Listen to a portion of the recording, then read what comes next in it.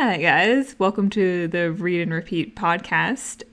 This is kind of obviously, as you might have guessed, a little bit of a different episode. I just wanted to quickly intro it before I get to the actual episode itself, because it is kind of different. It's just going to be me today, Juliana, and I am doing something a little different because while Taylor's busy with law school stuff, I thought I would have some fun and kind of come up with some shorter individual content that we could include with the podcast. And I have these quote cards I made that have a bunch of quotes on them that I really like. And so sometimes I'll just draw some randomly and see kind of what message I get from them, like how they apply to my life.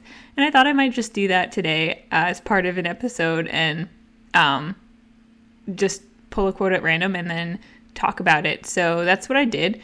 And I hope that you enjoy it. If you're watching on YouTube, then you might notice that I did a drawing and recorded that as well to kind of just go along with the subject matter, since I thought that might be cool and I didn't feel like recording my face.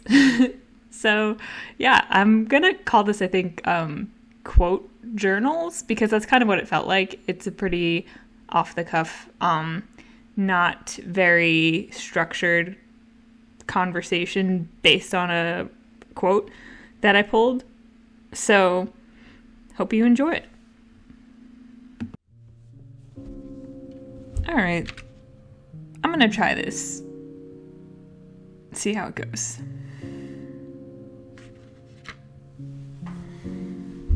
Okay, it's Juliana here with a quote to discuss. No idea what I'm going to say about this yet. I'm just going to kind of go off the top of my head and see what comes out. But the quote that we got, which I chose randomly, is, "But the problem with being weird was that everyone else was normal." And this is from The Raven Boys by Maggie Stiefvater, which is definitely a favorite book of mine from a favorite series, The Raven Cycle. So yeah, well, but the problem with being weird was that everyone else was normal. I mean, there's a lot of different directions I could go with this. I'm pretty sure that the original context is this quote is somewhere in Blue's point of view, because that's one of her things is being weird, is seeing herself as weird and different from the rest of her peers around her. And there's that sort of tension of wanting to be different, not wanting to fit in, but also wanting somewhere to fit in, right? And the story is kind of about the gangsy, all finding each other and becoming friends and finding their own unique form of weirdness together in a way, which, if you haven't read The Raven Boys, or The Raven Cycle at all, it's basically about a group of teenagers who are searching for a dead Welsh king in the countryside of, I don't know if it's West Virginia or regular Virginia, but it's a pretty interesting concept. And each of the, there's about 4 to technically 5 characters who are sort of central to the plot, and they are all unique and very well characterized in their own way. And that's one of my favorite parts of Maggie's writing in that series, is that I feel like she fleshes out each character so well. They all seem very unique and different and separate, and yet you can see exactly why they all come together and work together in the way that they do. And one of the big themes, especially of the character Blue, who is the only girl in the group, is this idea of being different. And so she comes from a house of psychics, and she's the only person in her house who doesn't have a psychic gift, which she actually technically kind of does, but it's not one that she can utilize. It's kind of one that other people can utilize. And so in her own family household, she's different. But then also when she goes to school, and we don't really see her in that context very much, but you get the sense that she's not someone who really has friends, and she sets herself apart from other people a lot. And it takes a lot for her to actually really form friendship bonds. And so that's why when she comes across the rest of the characters who become important in the book and she becomes friends with them, it's really big for her. It's her first real friendship. At least that's the sense that we get. We don't really get any flashbacks to any previous friendships she's ever had. Since I'm not going to necessarily analyze the book itself that this quote is from, and I want to just talk about it in a more general life sense and use it to sort of spin off into a broader conversation, I can say that this quote speaks to me on some level because I'm sure I am far from the only one who has definitely had that feeling of being different, being weird, but feeling like everyone else was normal, or not wanting to be myself because I thought that I would be perceived as weird, or feeling like I was trying to fit in with everyone else and failing at times. And yet, at the same time, it's interesting. I think over the past decade, I grew a lot to appreciate how unique everyone is. And I've started to come to the conclusion that there's not really such a thing as normal. When I got to college, I was kind of coming out of a really rough time for me mentally, going from high school to college. Like the last couple of years of high school, it was some bad times. And when I got to college, I mean, it wasn't a great space, like mental space that I was in when I look back in retrospect, because now I feel like a much more grounded and just healthy individual.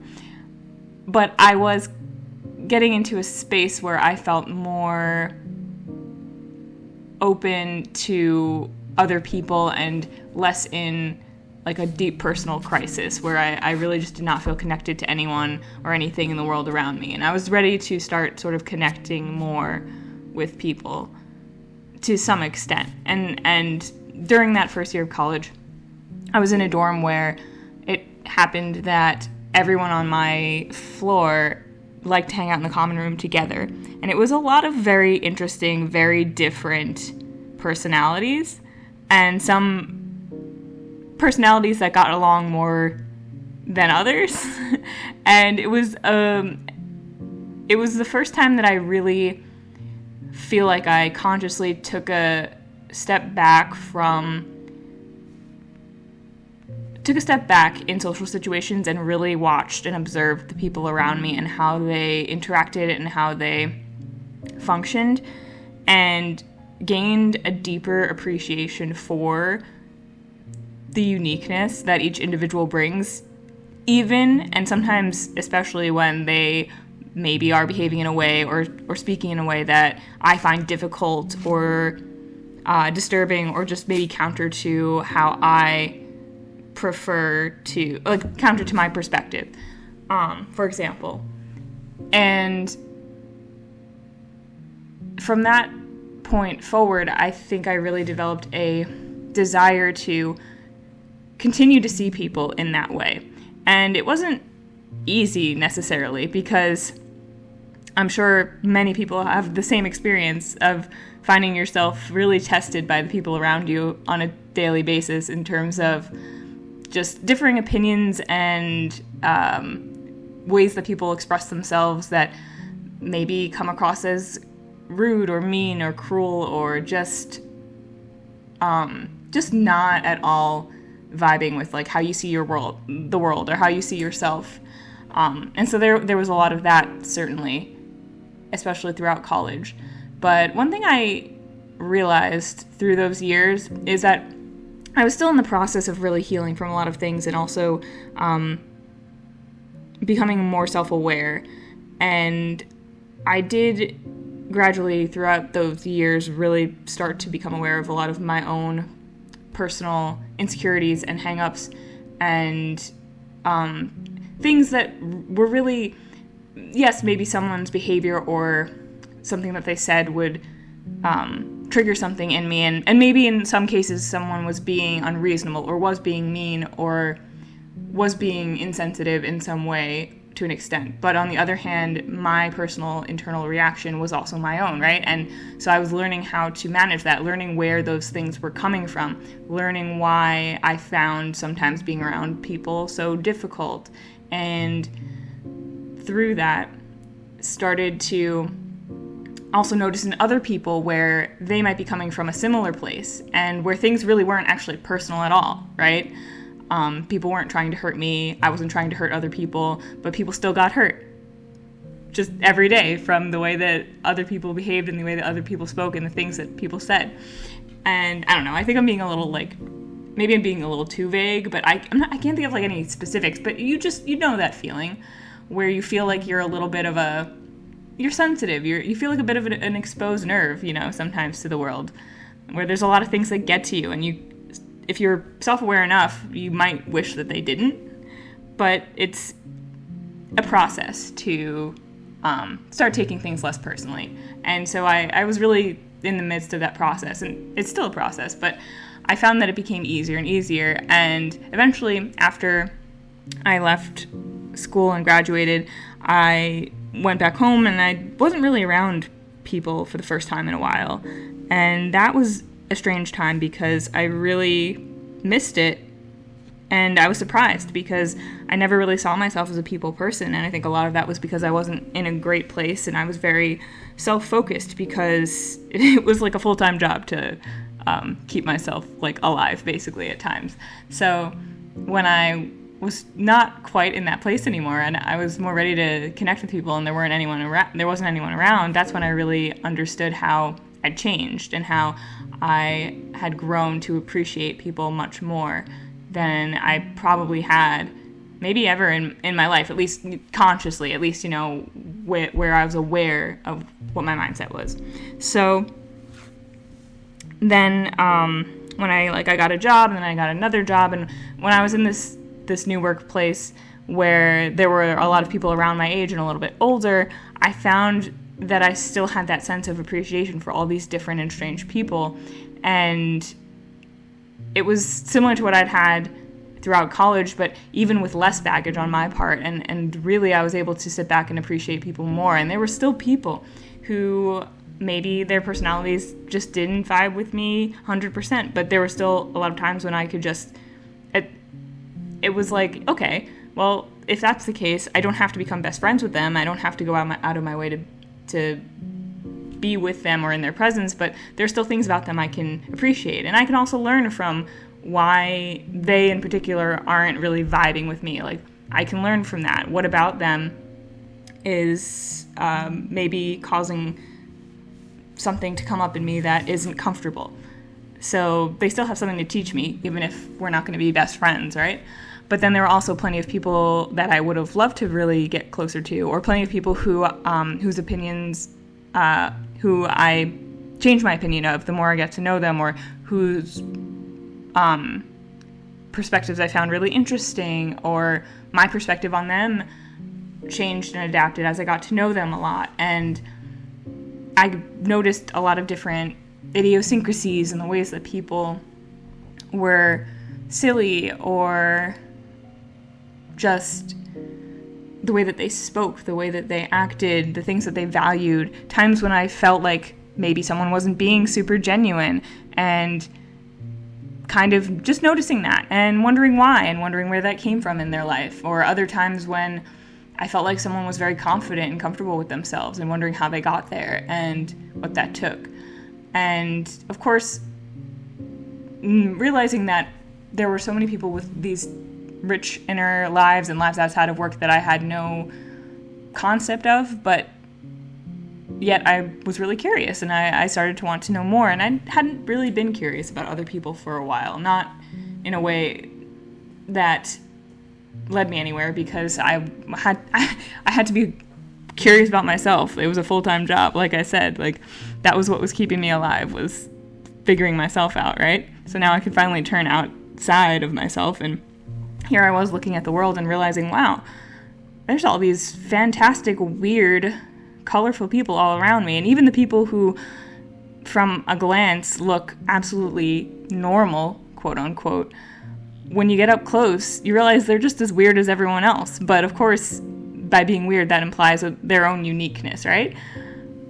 So it's strange. I mean, if everyone's weird, nobody's weird. That's what someone might say, except that no, because I don't think that's true at all.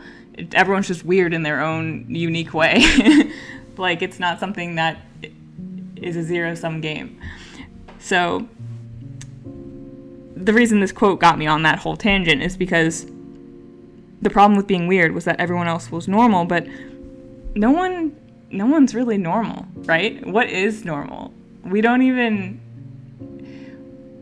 I mean, you could think of normal as a set of standards that most people meet, and then there are people who fall outside of those standards. But I think even the people who are meeting those standards, a lot of them, maybe if they were honest, or maybe they are honest in certain sectors of their life, that's not how they would choose to be. I say I'm someone who probably seems like I'm a pretty normal person to a lot of people. I mean, I think, to be honest, sometimes I think I come across weird, but I don't know. I feel like a lot of people wouldn't really pick me out of a crowd when it comes to weirdness. So a lot of people might think that I'm normal or look at my life and say that it looks pretty normal, but my life compared to someone who lives like halfway across the world in a different country, in a different culture, I mean, like, my normal is not their normal, right? But not only that, there's a lot of times I've tried to fit into normal, and it might have looked like it was working on the outside, but for sure it was not working on the inside. And I'm positive there are many other people for whom that is also the case. It's not like Blue is a completely reliable narrator. She is going through her own journey. She's a 16-year-old girl in this book, learning herself. So I don't know that I don't remember the exact context of this quote, but I don't know if the author is saying that everyone else is normal and yes, Blue is just a weirdo. But it's more like it tells you something about her perception, that she sees herself as weird. She sees everyone else as normal. And as I mentioned before, Blue does have this sense of pride in being different, but also a sense of wanting to belong somewhere. And those two things can coexist. And I think that it's easy to get caught up in the idea that you are different from everyone else. And there's nothing wrong with that. Being individual and being unique and being yourself and embracing that is really powerful and beautiful. But if you think of it as a zero-sum game, where either you're different or you're normal, either you're different or you're like everyone else, or either you're different than everyone else or everyone is the same, including you, you can really separate yourself from others. And when I was learning how to embrace myself, the more that I learned how to embrace myself, and the more that I learned also where my difficult and painful feelings were coming from, especially with regards to other people, the more I felt a sense of camaraderie and connection to other people, even when I myself was still holding myself back, because the thing is, I wasn't necessarily having deep connective friendships with all these people, especially even in my workplace. As much as I was appreciating and had a lot of love for everyone around me, I wasn't necessarily open to forming deep friendships, and there are reasons for that I'm not even going to get into, but I was still feeling connected. And so there were a lot of times I didn't even feel like I needed a deeper connection, because I could feel it, even if it wasn't because I was best friends with everyone. I was just able to look at everyone around me and appreciate them for who they were, and also appreciate them for what they taught me and what they brought to my life, because I can't really get to know a person at all on any level without taking something from them in terms of a lesson, right? And the nature of that lesson will vary, but it's still valuable to me. And so that's kind of the paradox, that as I started to embrace my own uniqueness and weirdness, I actually feel closer to people at large, because I also can see and value their uniqueness and weirdness. Even in the cases where maybe there are settings, especially like work settings, where a lot of people are maybe dulling themselves down a bit and trying to fit in more and trying to take on a certain persona that makes them seem like they're just like everyone else, except that no one is, because we're all individual. Like, there's not one single person on this earth who has the same exact internal life as you, who has the same exact story or situation as you. Like, I have a twin sister. We were born like 2 minutes apart, and we grew up in the same household, and we're completely different people. We're completely unique people, right? There's no one who's exactly like you. And yet, like I said, the paradox is that when we embrace that more and more, I think that's when we feel more connected. When we're more connected with ourselves, we're more connected with other people. And I don't just mean like you're more willing to be open and have deeper relationships and friendships with people and appreciate people more, but I also mean that you can just look at a stranger on the street and just know that they are their own completely unique person just like you. And that's something we all have in common. Yeah. So I didn't really know where that was going to go when I picked out this quote, but I kind of like where it went. I don't know. What did you think? What's your take on that? Yeah. It's a good book series, so I highly recommend it. But in the meantime, just keep being you. Keep being your weird self. And whenever you can, look around at the weirdos around you and appreciate them. And see what they've got in store for you. See if you can feel connected to people even when you don't know them or when you've never met them, just by virtue of their existence, their completely unique existence next to yours.